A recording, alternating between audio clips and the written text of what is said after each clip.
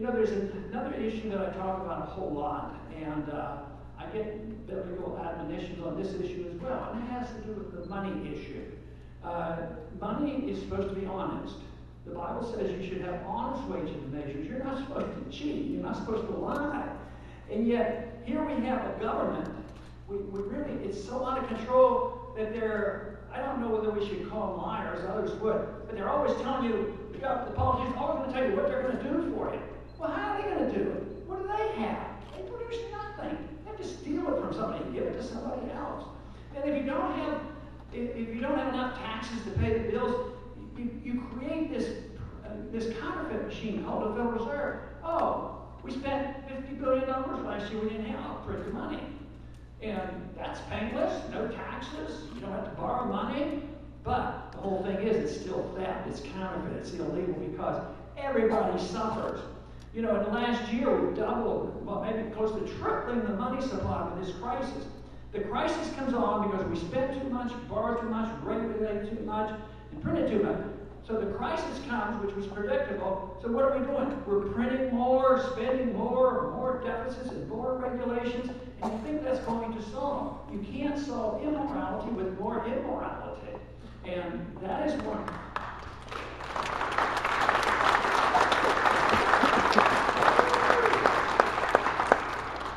That is why this recession is not ending soon. It's going to be with us.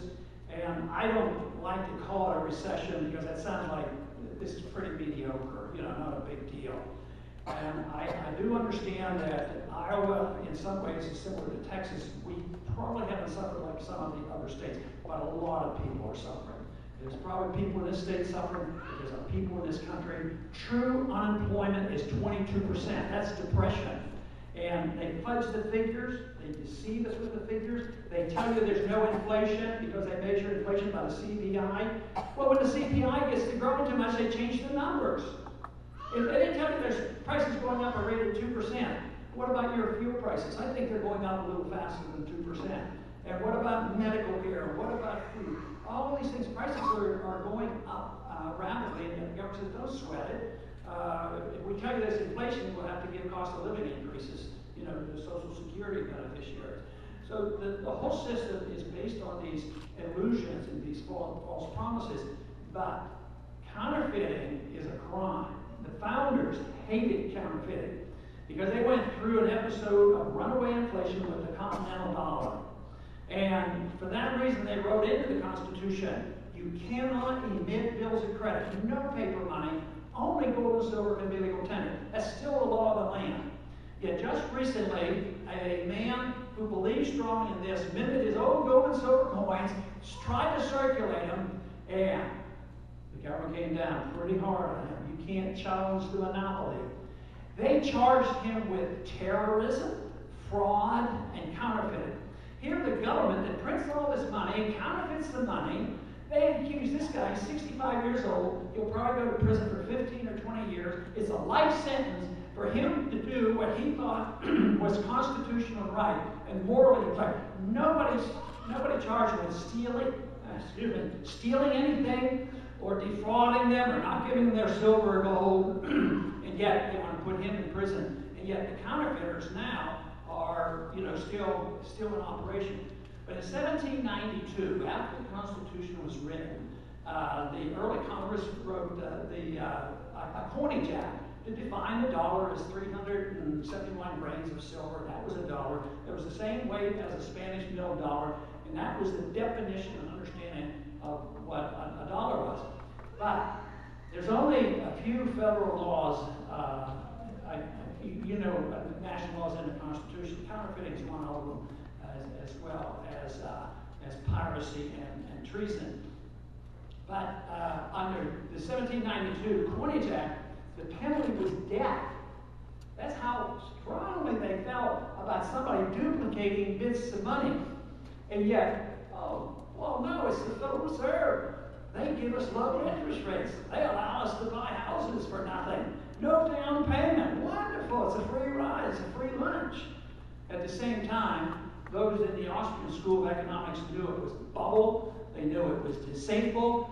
And guess what? The people who made the billions on Wall Street pumping out these derivatives and all these mortgages, finally it collapses like many of us predicted. So the bailouts come. Guess who got bailed out? The very people who are ripping us off. They get bailed out. Who loses? The people who got suckered in to taking these mortgages. They can't pay their mortgages. They lose their job. They lose their house. I mean, the system is in bad shape. It goes back, though, to the fundamentals. To the fundamentals that we have allowed ourselves in this country to accept the notion that we wanted a king. We need a king to take care of us. And the king provides free food and free jobs and take care of us from cradle to grave. And this is the problem that we face today. And of course, the crisis is ongoing. We'll have to make a decision.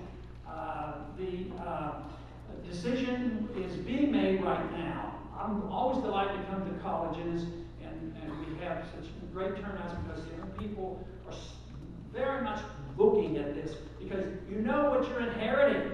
You know what you're getting. I don't know. I can't believe anybody in this room would say, oh, don't sweat it. I'll be on Social Security and they'll take care of me. I mean, that is so far removed. I'd be much more interested in telling the young people that if we had a true revision of our system, we go back to the Constitution, would allow you to take care of your old age and get you out of those systems and take care of yourself. That's what we need to get the government out of deficit financing and inflation and creating all these problems that we have. So this is going to be a challenge because I think things are going to get worse. But I see great hope in what's happening. There's a lot of people now waking up. I think it's part of the Tea Party movement. We've had enough of this. Cut the spending. Give us back our freedoms. Let us pursue our responsibilities. But the problem in Washington is they hear probably more noise from those who say, don't cut this, don't cut this. So the people who want cuts because they have to pay the bills versus the people who are on the receiving end, it's a clash. It's not going to be easily resolved. We still have another vote coming out this week on the CR. We're still dealing with the budget that was supposed to have passed last October.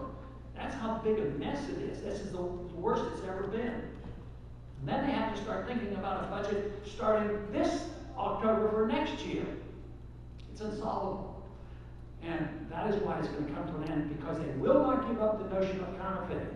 What they'll do in this is they're going to bring the dollar down, and then everybody loses everything because the dollar doesn't function. Sending out checks to Social Security beneficiaries won't do much good if it doesn't buy anything. So we have to be prepared. We can find our answers in self-reliance, family responsibilities, honest money, family life, and moral integrity. Governments reflect what the people are thinking. Today, I'm fearful. I'm encouraged because I know a growing number of people want to do the right things. But what I'm fearful of is that we take that next step upward on what we expect from our king. Because you've heard about the man on the white horse, and things get tough. People want to be safe. And although I was quite sympathetic to the arguments made after 9/11, people would tell me, oh, 9/11 is horrible. You have to give up your freedoms to be safe. I don't think that's true at all. I think you're safe for a lot of other reasons than because there's a policeman outside your door. You're safe for a lot of other reasons. But what they're saying is, what could happen is we could get a worse king. We have a king now because the king is doing so much. But that is why we as a people and as a generation, we have to make a decision what the role of government ought to be. We ought to make the role of government there to protect liberty, put the responsibility. The government's there to give us a sound currency, free markets, good contracts, good court laws, have a judge to judge our disputes. And that's what the founders wanted. So I'm not creating this. This is not an invention of mine. This is something that we all know. We've always studied this. But we get frustrated and we say, that person needs something. We better help that individual. But when you take a program and say, well, we're going to help just this 1% who needs help, which is fine, it's sentimental, you want to help them. But the reason I don't accept that is, first, that person would be helped if the pressure was put on the local community and the families that need help. But the whole thing is, if you say the government should be doing this much and this much, it inevitably expands because you've given up 100% of the principle. So the principle is very important, even though you think it's a little bit. We won't counterfeit a lot of money, and for years, between 1913 and 1971, we had the Fed in charge, and they counterfeited some, but since 1971, there were no restraints. They finally got rid of the gold standard totally and completely, and now we've had this explosion of size of government and debt and spending. So we have a lot of problems, but we have a lot of good answers and a lot of enthusiasm. And I would say that over the years that I've been talking about this issue, I was motivated by the concerns that we all have now, even in the 70s when the Bretton Woods monetary system broke down. This motivated me now. But I am much more enthused now because people are paying attention, and I think it's much more crucial. We will have to make a decision. Do we want our freedoms back and our responsibilities, or are we going to default to expanding our king? I vote for liberty.